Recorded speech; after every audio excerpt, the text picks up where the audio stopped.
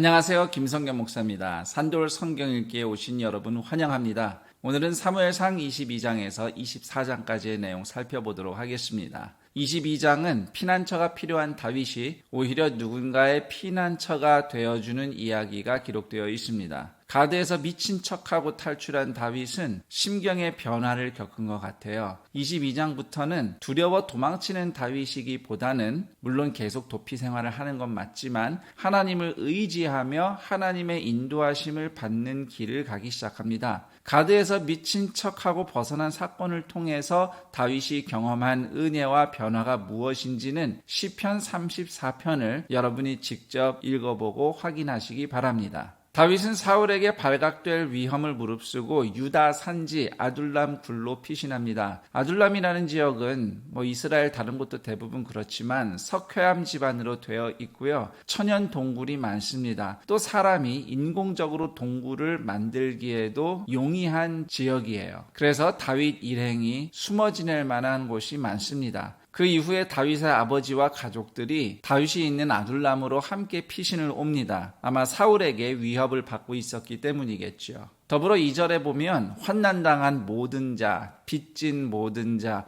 마음이 원통한 자들이 다윗에게 모였는데 대략 400명이라고 합니다. 여기서 빚진 자라 함은 빚을 졌는데 갚지 않고 도망간 사람들을 의미하는 게 아니라 예를 들어서 소장농으로 착취를 당하다 보면 빚을 갚는 게 아니라 점점 늘어나잖아요. 그런 식으로 부유한 자에게 억압을 받아서 도저히 갚을 수 없는 빚을 점점 짊어진 억울하고 가난한 사람들을 의미합니다. 다윗은 그들의 지도자가 됩니다. 이제 다윗은 막연히 도망자가 아니라 구원자, 피난처 역할을 하기 시작한 겁니다. 후에 다윗 일행은 아둘람을 떠나서 모압으로 건너갑니다. 그리고 부모의 안전을 모압 왕에게 부탁하는데요. 룻기를 읽어 기억하겠지만 다윗의 증조 할머니가 모압 여인 룻이죠. 그런 관계를 근거로 다윗이 모압 왕과 친분을 쌓은 것 같습니다. 이후 4절을 보면 다윗이 요새로 돌아오는데 요새라는 말을 히브리어로 보니 마사다라고 되어 있어요. 실제로 아주 유명한 마사다 요새가 사해 서쪽 편에 존재합니다. 정말 바위산 절벽 위에 만들어진 천혜의 요새인데요. 로마 시대에는 유대 독립군이 2년 동안 버티면서 항쟁한 곳으로 유명합니다. 그 정도로 외지고 안전한 곳입니다. 그러나 선지자 갓이 다윗을 찾아와서 이 요새 말고 유다 땅으로 들어가라고 권면합니다. 하나님은 다윗이 안전하게 숨어있기보다는 위험해도 유다 땅 안에 머물기 원하셨던 것이죠. 그래서 다윗이 유다 땅으로 돌아갑니다. 한편 9절 이하에 보면 사울 왕은 다윗을 돕지 말라며 베냐민 사람들을 협박하는 장면이 나오는데 그때 에돔 사람 도액이 21장에 다윗이 노베에서 제사장의 도움을 받은 일을 보고합니다. 그러자 사울이 노베 제사장들을 모두 학살하고 마을을 파괴하는 악행을 저지릅니다.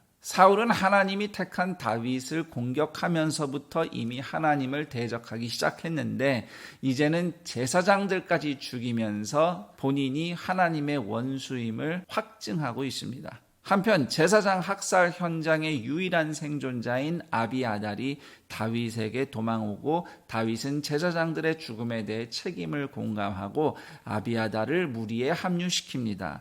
이 장면이 중요한데 앞서 하나님께서 다윗에게 선지자를 보내셨죠. 그리고 이제는 제사장이 찾아옵니다. 하나님의 주권 아래서 왕과 선지자와 제사장이 함께 이스라엘을 돌보는 사역이 다윗에게 본격적으로 주어졌다는 것을 보여주는 장면이라고 하겠습니다. 23장은 다윗이 블레셋으로부터 그일라라고 하는 성읍을 구원해 준 이야기가 나오고요. 또 사울 왕에게 잡힐 위기에서 벗어난 이야기가 기록되어 있습니다. 다윗이 블레셋의 공격을 받는 그일라를 구원함으로써 하나님에 의해 보냄받은 지도자와 구원자로서의 사명을 시작하는데요. 이 소식을 들은 사울 왕이 그일라로 군대를 보내서 다윗을 잡으려고 합니다. 이 소식을 들은 다윗이 하나님께 여쭈어 본 결과 다윗의 도움을 받은 그일라 사람들이 다윗을 배신하고 사울에게 넘겨줄 것이라는 응답을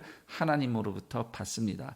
그러자 다윗은 미련 없이 원망 없이 그일라를 떠납니다.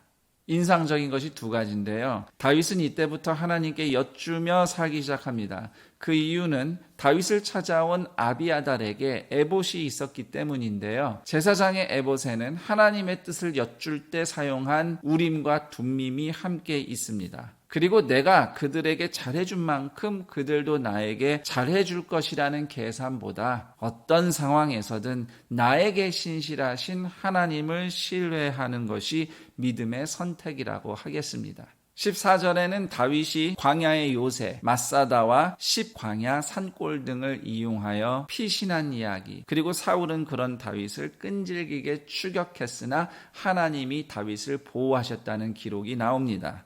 한편 15절 이하에는 요나단이 다윗을 찾아와 힘과 위로를 주며 다윗이 반드시 이스라엘의 다음 왕이 될 것이라고 격려하고 돌아갑니다. 한편 다윗이 십광야에 있을 때 십지역 주민들이 사울에게 다윗의 위치를 신고합니다. 그래서 사울이 다윗을 추격하여 거의 잡을 뻔했는데 마침 블레셋이 이스라엘을 침공하여 사울 왕이 군대를 이끌고 블레셋과 싸우러 간 덕에 다윗은 위기에서 벗어나고 엔게디 요새로 이동합니다. 24장에는 다시 다윗을 추격하여 엔게디에 온 사울을 다윗이 살려준 이야기가 나옵니다. 블레셋을 쫓아내고 다윗 추격을 이어간 사울이 엔게디라는 곳에 도착하는데 엔게디는 곳곳에 굴이 많은 절벽으로 이루어진 광야 한가운데 있는 오아시스 지역입니다. 2절에 보면 그곳을 들염소 바위라고도 부르는데 영어로는 아이벡스라고 하는 산염소들이 많이 분포해서 살고 있습니다.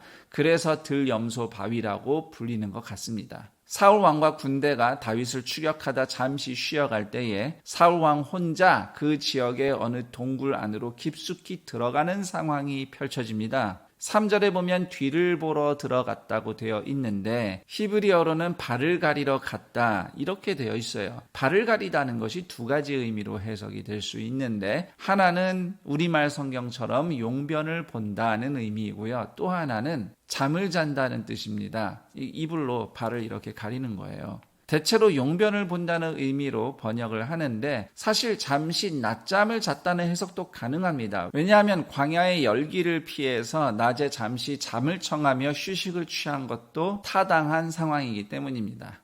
사울이 홀로 깊이 들어간 굴은 공교롭게도 다윗과 부하들이 숨어있던 곳이었어요. 다윗의 부하들은 사울을 처치할 기회라며 부추겼고 다윗도 사울 왕의 옷자락을 칼로 베는 행위를 합니다. 이 행동은 이스라엘 백성 또는 고대인들의 의복 문화를 알아야 이해가 되는데 이스라엘 남자들은 신명기 22장 12절의 율법에 의해서 겉옷 아래 내 귀퉁이에 옷술을 달았습니다. 이 옷술은 하나님이 주신 율법을 기억하는 의미의 옷술이고요. 때때로 그 사람의 영적인 권위를 상징하기도 합니다. 특히 사울 같은 왕이나 귀족의 겉옷에는 지도자의 권위를 상징하는 옷술도 많이 달려 있었어요.